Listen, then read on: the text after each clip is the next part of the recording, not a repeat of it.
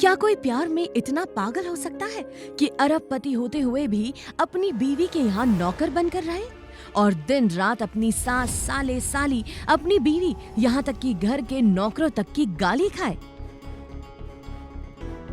जबकि वो उस पूरे परिवार को एक सेकंड में खरीद सकता था। तो उसकी क्या मजबूरी थी इन सब के पीछे? जानने के लिए सुनिए इंडिया की सबसे ज्यादा सुनी गई कहानी, वो भी फ्री।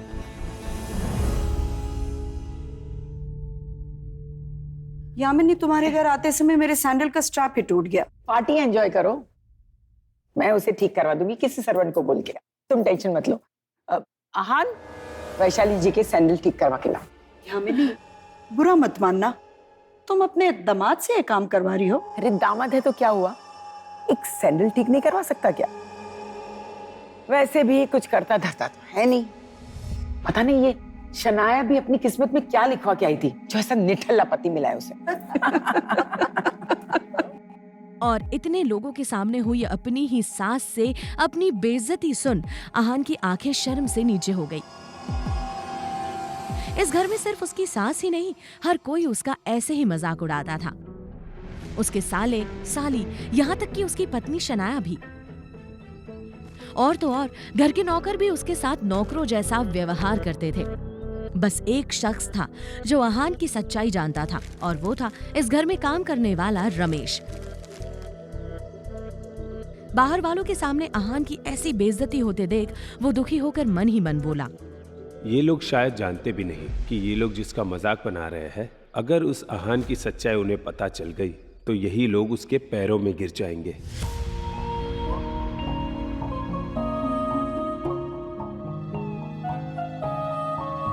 आहान की पत्नी शनाया को अपने पिता के कहने पर आहान से शादी करनी पड़ी थी, और अब वो सिर्फ इस रिश्ते को जैसे तैसे निभा रही थी। वरना गिल फैमिली की लड़की नौकर की औकात वाले आहान से शादी तो छोड़ो, दोस्ती तक नहीं करती। वहीं आहान सच में अपनी पत्नी शनाया से प्यार करता था, तभी तो इतनी जिल्लतों के बाद भी इस घर में टिका हुआ था। हेलो शनाया। आहान, कहाँ हो तुम? मैंने तुम्हें इतनी देर पहले ऑफिस आने के लिए बोला था। शनाया, वो मम्मी जी ने मुझे अपनी दोस्त का सैंडल बनवाने के लिए भेजा है। God, I can't believe this. आहान, इस घर के नौकरों की भी इज्जत तुमसे ज्यादा है। तुम्हें शर्म नहीं आती? I don't think I can live with you anymore. हमें अलग हो जाना चाहिए। ये क्या कह रही हो शनाया? हाँ, अगर हम अलग हो गए ना तो। आहान अचानक बोलते बोलते रुक गया। दरअसल वो जानता था कि इस गिल फैमिली में शनाया का कोई भी साथ देने वाला नहीं था। शनाया के पापा के हॉस्पिटल में एडमिट होने के बाद से ही उसके कजिन शगुन और शौर्य, जो दादाजी के सामने शनाया को नीचा दिखाकर उसके हिस्से का बिजनेस भी हड़पना चाह रहे थे, इन सब से उससे बचाने वाला पूरे घर में सिर्फ आहान ही था। और आखिर वो वक्त आ ही गया जब आहान को शनाया को बचाने के लिए वो कदम उठाना पड़ा जिससे वो अब तक बचता आ रहा था। रोजवुड स्प्रिंग में किसी बड़ी पार्टी ने इन्वेस्ट किया है, जिससे कि उसकी पॉपुलैरिटी काफी बढ़ती जा रही। बड़े बड़े बिजनेसमैन उसमें अपना पैसा लगाना चाहते हैं, उस प्रोजेक्ट को पाना चाहते हैं। लेकिन मैं चाहता हूं कि उस प्रोजेक्ट को तुम लोग पाने की कोशिश करो किसी भी तरह। और अगर ऐसा नहीं कर सकते तो तुम सब लोग अपनी अपनी पोजीशन छोड़ने के लिए तैयार रहो। आनंद गिल की बात सुनकर सभी हैरान रह गए और एक दूसरे का चेहरा देखने लगे। तभी शौर्य ने कुछ सोचकर कहा, दादाजी, शनाया के पापा यानी शेखर अंकल, उनके अंडर में काफी सारे इंजीनियर्स की टीम है और अभी शेखर अंकल शहर से बाहर है। तो मेरा मानना यह था कि अगर वो इंजीनियर्स की टीम मेरे अंडर में आ जाए तो इस प्रोजेक्ट को हासिल करने में बहुत आसानी हो जाएगी मेरे लिए। और अगर आप किसी को ऑब्जेक्शन है तो आप लोग बोल सकते हैं। कई लोगों की सहमति देखकर आनंद गिल ने वो टीम शौर्य के हवाले कर दी। कॉन्ग्रेचुलेशंस। थैंक यू दादाजी। आनंद गिल ने सबको अपनी पोजीशन छोड़ने की जो धमकी दी थी, उसका असर सीधा शौर्य पर पड़ा था। शौर्य सोच रहा था कि क्यों ना वो डील हासिल करके अपने दादाजी का विश्वास और जीत ले और शनाया को कंपनी से बाहर कर दे। कभी तो काम कर लिया कर यार, जब भी आता हूं खड़ा ही रहता तू। काम कर बैठ के वहां। कुछ सोचकर शौर्य ऑफिस के बाहर आया और रोजवुड स्प्रिंग के सीईओ हर्ष मेहरा को फोन लगा दिया। सर, मैं गिल कंस्ट्रक्शन से शौर्य बात कर रहा हूं। आपकी कंपनी में बिल्डर के तौर पे काम करने के लिए मैं आपका प्रोजेक्ट हासिल करना चाहता हूं। कौन है तू? और इस तरह से फोन पे प्रोजेक्ट? मतलब दिमाग से पैदल है क्या? समझता क्या है अपने आप को? एक काम कर, कल मेरे ऑफिस आ जाना। वहां बाकायदा प्रेस कॉन्फ्रेंस का इंतजाम कर रखा है मैंने। कल वहां तेरी और तेरी कंपनी की इज्जत मिट्टी में ना मिलाई ना तो कहना। अरे सर, मेरी बात तो सुनिए। याद रख, कल के बाद तू कभी फोन पे डील करने की सोचेगा भी नहीं, समझा? इडियट। हेलो, अरे सर मेरी बात तो सुन। हेलो। ओ यार, ये क्या कर दिया यार। अभी कल कैसे जाऊंगा मैं वहां? प्रोजेक्ट तो दूर की बात, ये तो इज्जत नीलाम करने पे तुला हुआ है क्या। इतना क्यों घबरा रहे हो भाई? शनाया है ना, कंपनी का नाम रोशन करने के लिए। दादाजी, क्या बात है शौर्य? कितनी मेहनत करती है कंपनी के लिए, कितना कुछ सोचती है। तुम कहना क्या चाहते हो? साफ साफ कहो। मैं चाह रहा था कि जो रोजवुड स्प्रिंग वाला प्रोजेक्ट है, इसे पाने के लिए शनाया कोशिश करे। वो इसलिए क्योंकि मुझे ऐसा लगता है कि अगर ये कोशिश करेगी तो ये प्रोजेक्ट हमें आसानी से मिल जाएगा और कंपनी का तो फायदा ही फायदा है। शौर्य की बात सुनकर आनंद और शनाया सोच में पड़ गए। शनाया ये समझ नहीं पा रही थी कि शौर्य के अंदर अचानक ही उसके लिए इतनी हमदर्दी कैसे आ गई। ठीक है शौर्य, तुम जाओ, ये डील शनाया ही क्रैक करेगी। All the best Shanaya. Thank you दादाजी। क्या हुआ? कल प्रेस कॉन्फ्रेंस में शनाया की वजह से गिल कंस्ट्रक्शन बदनाम हो जाएगा और फिर हमेशा हमेशा के लिए शनाया इस कंपनी से आउट। मजा आए। अगले दिन शौर्य और शगुन एक कार में शनाया को लेकर खुद हर्ष मेहरा के हेड ऑफिस पहुंच चुके थे। जैसे ही शनाया अंदर पहुंची तो उसने देखा कि बड़ी बड़ी कंपनी के लोग वहां बैठे हुए थे। अब शनाया को समझ आ रहा था कि कुछ तो गेम खेला है शौर्य ने।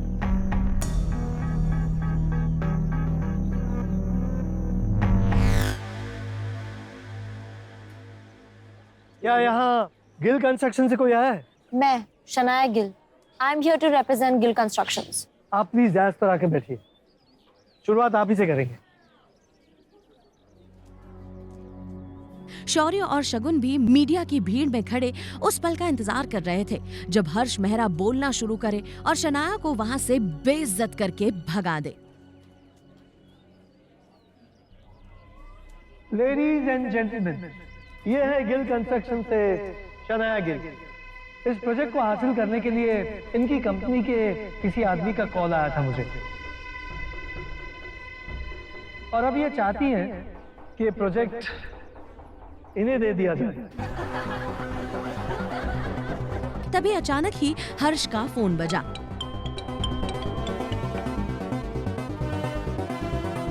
Excuse me. हाँ जी।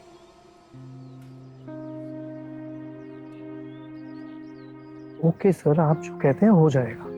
या आई प्रॉमिस यू। थैंक्स जी।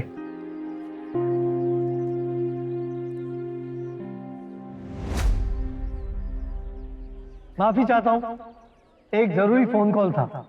जैसे कि आप सब लोग जानते हैं कि इस प्रोजेक्ट के लिए हमने आपसे ऑनलाइन प्रेजेंटेशन मंगवाया था। हमें आप सबके प्रेजेंटेशन मिले भी और हमने उसे गौर से स्टडी भी की, लेकिन उनमें से गिल कंस्ट्रक्शन की तरफ से भेजा गया प्रेजेंटेशन मुझे और मेरी टीम को बहुत ही पसंद आया, और इसीलिए ये प्रोजेक्ट गिल कंस्ट्रक्शन को दिया जाता है। हर्ष के इतना कहते ही वहां बैठे सभी लोगों की आंखें चौड़ी हो गई। खुद शनाया हर्ष को एकटक देखे जा रही थी, जैसे अभी अभी जो हुआ उस पर शनाया को यकीन ही नहीं हो रहा था।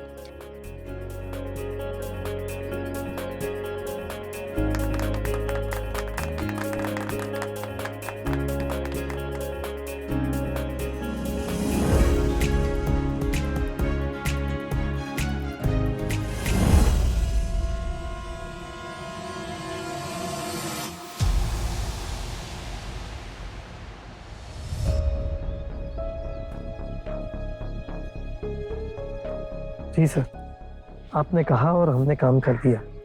The pleasure is mine. Yeah, thank you. ये हर्ष आहान से बात कर रहा था लगता है। ये काम भी आहान का ही है। नहीं, ऐसा कैसे हो सकता है? कहाँ हर्ष जैसा करोड़पति और कहाँ नौकरों से भी गया गुजरा मेरा पति।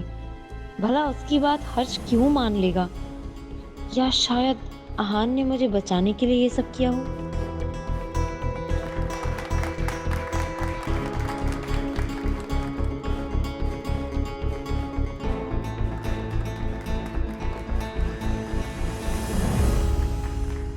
शनाया को कुछ भी समझ नहीं आ रहा था कि आखिर ये मामला क्या है, लेकिन फिलहाल वो बेहद खुश थी क्योंकि उसे ये प्रोजेक्ट मिल गया था। उधर शौर्य और शगुन को शनाया की इस जीत की वजह से बहुत गहरी चोट पहुंची थी और वो इसका बदला उससे लेने के लिए किसी भी हद तक गिर सकते थे और उन्होंने ऐसा ही किया।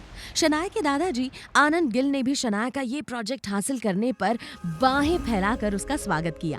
वादे के मुताबिक उसे एक शानदार हवेली गिफ्ट में दी। ये प्रोजेक्ट भी अब पूरी तरह शनाया के पास आ चुका था, लेकिन शनाया को इन सबसे ज्यादा खुशी इस बात की थी कि उसने अपने दादाजी को ये प्रूव कर दिया था कि उसमें कंपनी चलाने की पूरी काबिलियत है। मामा, अच्छा आप मेरी बहुत आहान, न्यूज़ है। तुम हर काम बिगाड़ते क्यों हो? अगर शनाया की मदद नहीं कर सकते हो तो घर में बैठ के घर संभाला करो। ऑफिस में जाकर पापा जी से झगड़ा करने की क्या जरूरत थी? मम्मी जी आप ये क्या कह रही हैं? मुझे समझ नहीं आ रहा। अभी जो तुम ऑफिस में करके आए हो ना, उसकी वजह से शनाया के दादाजी ने शनाया से वो प्रोजेक्ट वापस ले लिया है। और तो और इसे गिफ्ट किया हुआ घर भी वापस ले लिया है। तुम्हें पता है ना कि शनाया के पिता शेखर इस वक्त हॉस्पिटल में है और इस घर को शनाया चला रही है। अगर तुम कुछ कर नहीं सकते हो तो एटलीस्ट बनी बनाई चीजों को बिगाड़ो मत। आज तुम्हारी वजह से हमारा ये घर बिक चुका है। आप ऐसे शनाया,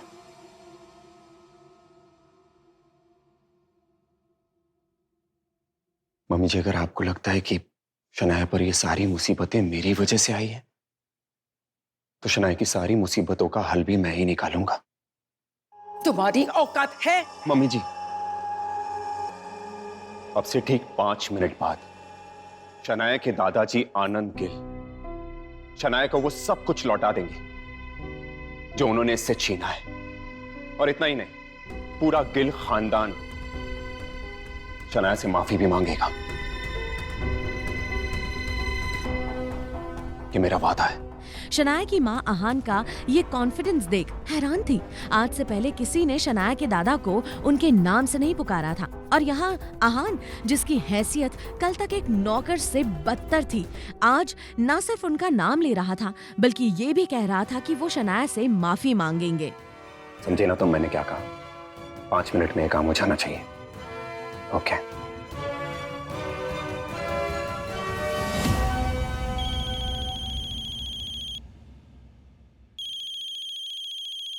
दादाजी। शनाया ने कांपते हाथों से फोन उठाया और जो उसने सुना वो सुनकर उसके पैरों तले जमीन खिसक गई। उसके दादाजी आनंद गिल सच में उससे माफी मांग रहे थे, यानी उसका शक सही था। उस दिन जिस हर्ष मेहरा के पास जिस आहान का फोन आया था वो उसका पति ही था। लेकिन नौकरों से भी बुरी हालत में घर जमाई बनकर अपने ससुराल में रहने वाला आहान आखिर इतना पावरफुल कैसे बना? क्या आहान की असलियत कुछ और है? आखिर ऐसा क्या किया था आहान और शनाया ने कि उनके दादा ने उनसे सब कुछ छीन लिया? जानने के लिए अभी डाउनलोड कीजिए पॉकेट FM और सुनिए हिंदुस्तान में सबसे ज्यादा सुनी जाने वाली कहानी सीक्रेट अमीरजादा। पॉकेट FM अभी डाउनलोड करें।